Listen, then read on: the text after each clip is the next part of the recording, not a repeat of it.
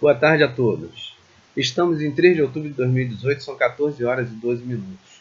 Eu quero trazer aqui, por meio desse vídeo, eu quero trazer uma reflexão aqui para o pessoal que vai votar, tá? Nós somos um país aí completamente desgovernado, um país sem meta, né? O nosso povo, os nossos governantes, eles não conseguem ter uma meta. Bom, o que nós queremos para o Brasil daqui a 50 anos, né? Porque na nossa vida pessoal é assim, o que a gente quer para a gente daqui a 5 anos? E aí a gente vai conseguindo as coisas, né? E no país deveria ser assim, o que a gente quer para o Brasil daqui a 100 anos, para os nossos netos, bisnetos, tataranetos, o que a gente quer para esse pessoal, né? E temos sempre que ver que nós temos as nossas ramificações, né? Nós temos os nossos descendentes, independente da classe social que a gente ocupa, né?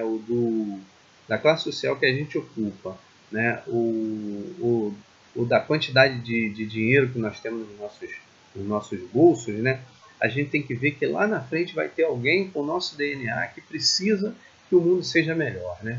Então, parece que os governantes nacionais eles não estão preocupados com isso, parece que a classe rica brasileira não está preocupada com isso, né? Que é um país até ruim para todo mundo, é um país que é ruim para o pobre, ruim para a classe média e ruim para o rico, né? Porque o que adianta eu ser um cara multimilionário se eu não posso andar numa Nossa Senhora de Copacabana sem o segurança, né? Se eu não tenho segurança em lugar nenhum, né? Por parte do Estado, né? Se eu for rico, eu tenho que pagar o meu próprio segurança. Né? Bom, então, pessoal, eu quero trazer essa reflexão aqui para mostrar como o nosso país é inconstante. Bom, então eu vou começar aqui com a República Nova, né? Ou Nova República, né? Que a partir de 1930 foi considerada uma República Nova, né? Ou Nova República, porque até 1929 aí, os historiadores chamam de República Velha, né? Bom, em 1930 a gente teve aqui a eleição para presidente da República e os dois candidatos, né, que eram do povo, eram Júlio Prestes e Getúlio Vargas, né? Getúlio Vargas ele era candidato por meio uma união, né, partidária, né, que era chamada de Partido Liberal, né? Então, o Partido Liberal e Getúlio Vargas estavam querendo a presidência da República. Essa junção desse Partido Liberal com Getúlio Vargas, ela se formou a partir de uma insatisfação de Minas Gerais, porque antes os governos ficavam trocando. Ou era um presidente eleito por São Paulo ou por Minas Gerais. Era sempre algum desses governadores que eram os presidenciáveis. Até que na hora de trocar para Minas Gerais, essa troca não foi feita porque Júlio Prestes ganhou, teria ganho a presidência da República, né, e pelo que conta aí a história, Júlio Prestes teria sido um bom governador de São Paulo, né, naquela época chamada lá presidente de São Paulo, né. Bom, e aí Getúlio Vargas perdeu as eleições. Como ele perdeu as eleições e o seu vice-presidente foi assassinado, João Pessoa, seria o vice-presidente de Getúlio Vargas, foi assassinado. Então nós tivemos uma insatisfação popular e aí os militares, né, tomaram o poder, uma junta militar tomou o poder e deu essa presidência da República para Getúlio Vargas, tirando Júlio Prestes, né, que tinha sido o presidente eleito, né, tirando Júlio Prestes, que já tinha inclusive feito discursos em Washington, né, como presidente do Brasil. Ele foi deposto e entrou Getúlio Vargas. Aí Getúlio Vargas entrou, ficou, né, fez algumas obras bacanas, como Eletrobras, Petrobras, Siderúrgica Nacional, né, um ensino de qualidade, que esse daí era a intenção de Getúlio Vargas, dar um ensino de qualidade para o Brasil, né? E aí, só que era um ditador muito ferrenho, né? Inclusive desconfia-se que ele tivesse mancomunado aí com Hitler, né, com o nazismo, aí, com o fascismo também, né? E aí, em 1945, insatisfação total por causa da ditadura, do autoritarismo de Getúlio Vargas. Em 1945, Getúlio Vargas foi deposto também, teve que renunciar, e aí ele passou o governo para o seu ministro da guerra, né?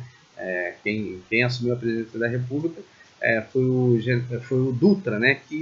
Eurico Gaspar Dutra, que tinha sido ministro da guerra de Getúlio, né? E aí Dutra recebeu os cofres saneados, né? O Brasil não tinha problema de desencaixe, recebeu um caixa encaixadinho, né? Digamos assim, que pagava todas as suas contas, né? Então o erário público estava bem.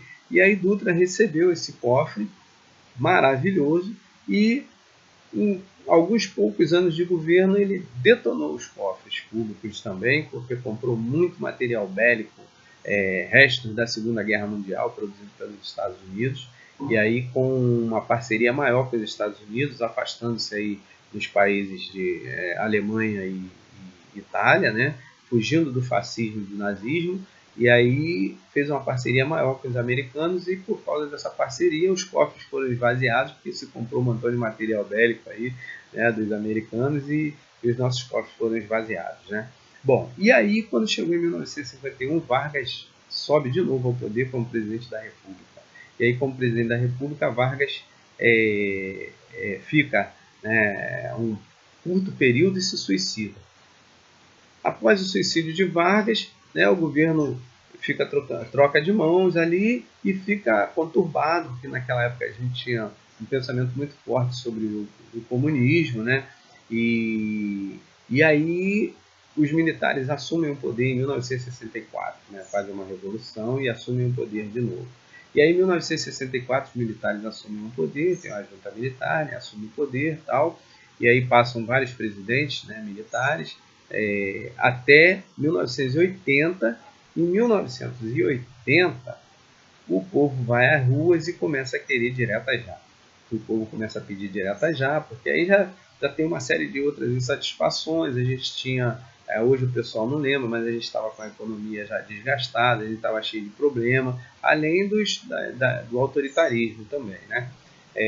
Bom, e aí em 1980 o povo pede as diretas já.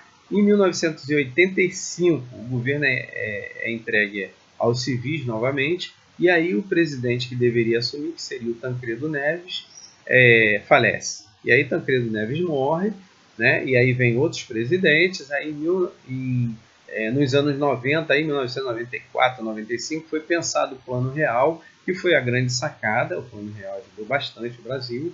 E aí foi pensado o Plano Real. Mas antes disso, né, voltando um pouquinho aqui, em 1990 foi eleito um presidente, que foi o Fernando Collor de Mello, e aí o Collor de Mello ficou 2 anos no poder, abriu aí a nossa economia, o que foi bom, né? Abriu a nossa economia, ficou 2 anos no poder e aí sofreu impeachment. Estava completamente envolvido aí, inclusive o seu amigo fiel, escudeiro e tudo, foi assassinado, né, que era o Paulo César Farias, né, o PC Farias, foi assassinado.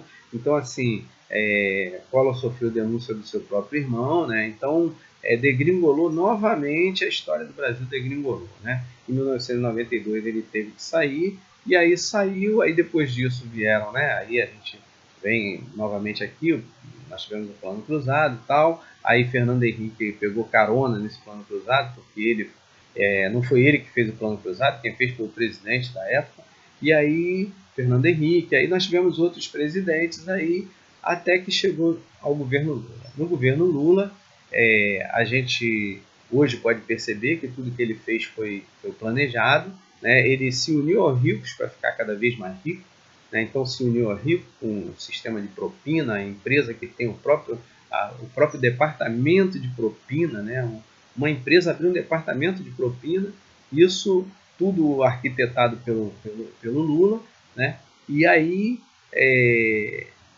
tivemos aí uma série de denúncias, né? Depois que Lula saiu, né? Inclusive, né? Teve uma época que ele dizia que não sabia o que estava acontecendo, não sabia de nada, ou como presidente da República, ela tem que saber de alguma coisa, não é possível que o cara não saiba de nada.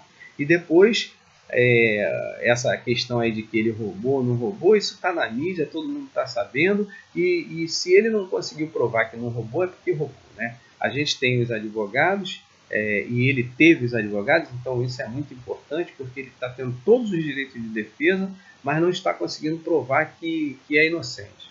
Então, se você tem a justiça a seu favor ali, que são os advogados te defendendo, e você não consegue provar que é inocente, então você ser considerado culpado, né, está no caminho da justiça, está no caminho correto, porque todas as chances de defesa você teve.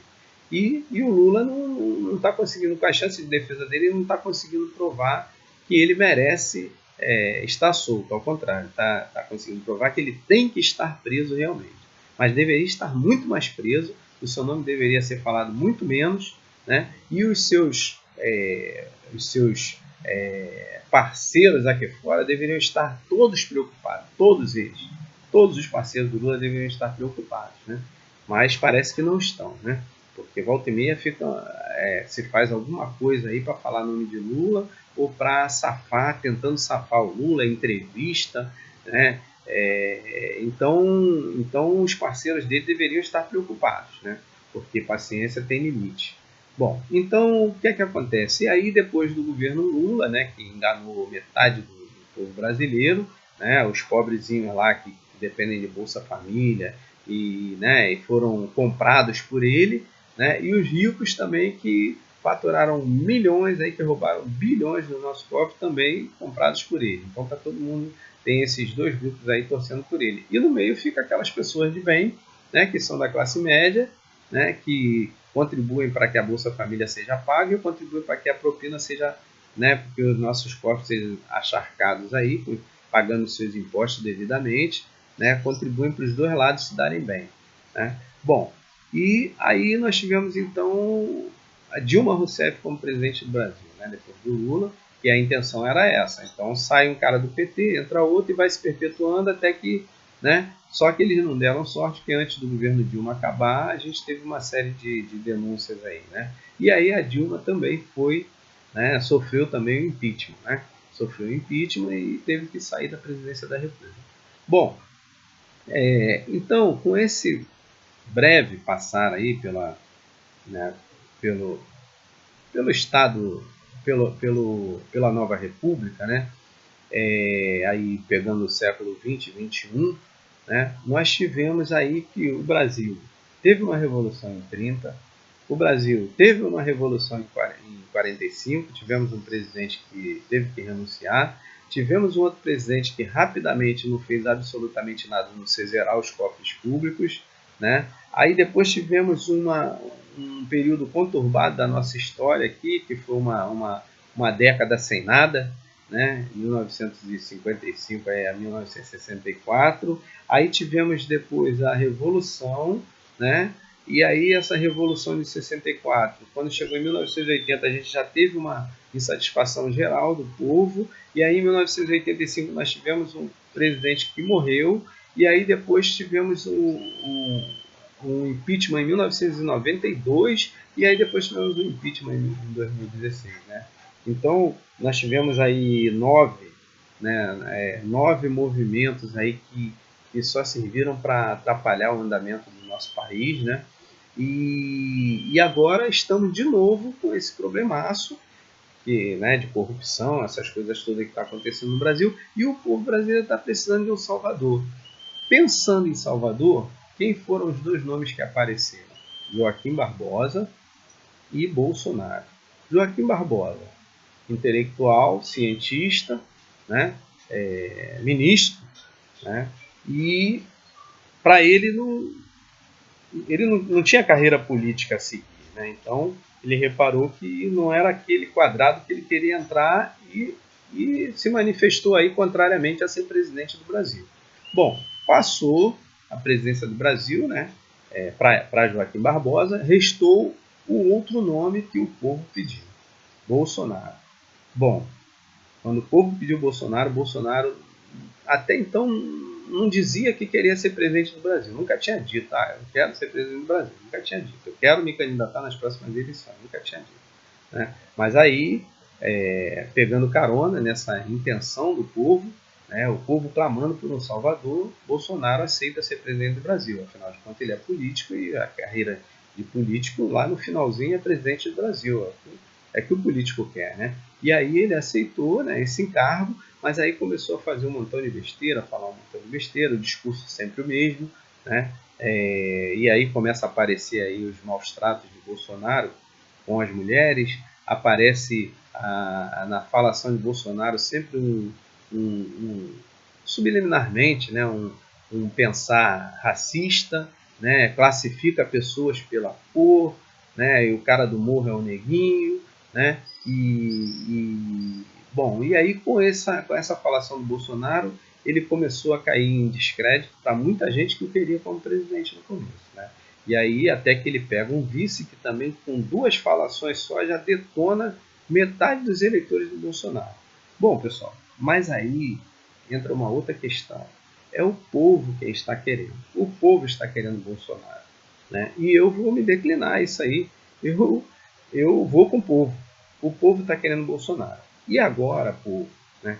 A quem está assistindo o meu vídeo aqui, eu peço para torcer. Vamos torcer para que dê Bolsonaro, para não ter a menor chance de termos um PT na presidência da República, tá? Um petista, né? Então, para isso, ele precisa ganhar no primeiro turno. E vamos torcer aí para que ele se transforme numa pessoa mais assertiva. Talvez essa facada que ele levou aí possa tê-lo feito repensar aí no seu discurso, na sua maneira de ver as coisas, né? Porque se aquele cara que deu a facada tivesse tido condição de comprar arma com facilidade, provavelmente ele teria feito um estrago muito maior aquele dia ali. Então é bom que o Bolsonaro repense nisso aí e que o seu vice-presidente aprenda com ele, que eu acho que vai ser uma convivência um pouco conturbada, porque o ministro da Economia de Bolsonaro fala uma coisa, o vice-presidente fala outra e o Bolsonaro fala outra. Então vamos torcer para que eles se entendam e para que essa nova fase, esses próximos 4 anos, sejam 4 anos de recuperação nacional aí, né? Pensando que para recuperar o Brasil, o importante é empresa, pessoal. A gente tem que respeitar as empresas nacionais. Essas empresas têm que se respeitar contratando bons executivos e não aqueles de olhos verdes, olhos azuis e o rostinho bonito, né? Mas contratando pessoas que tenham qualidade administrativa, né? Que conheçam ciência, tá? E aí sim, aí o país vai se reerguer.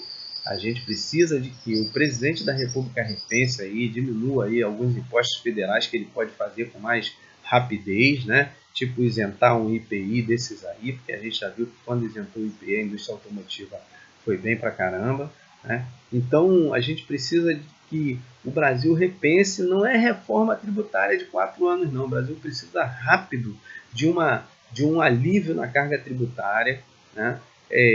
Precisa de fiscalização, precisa, né? Porque tem muito bandido aí administrando empresa também, mas a gente precisa principalmente de um alívio nessa carga tributária aí, um troço racionalmente bem feito, e precisamos urgente de uma educação com característica coreana.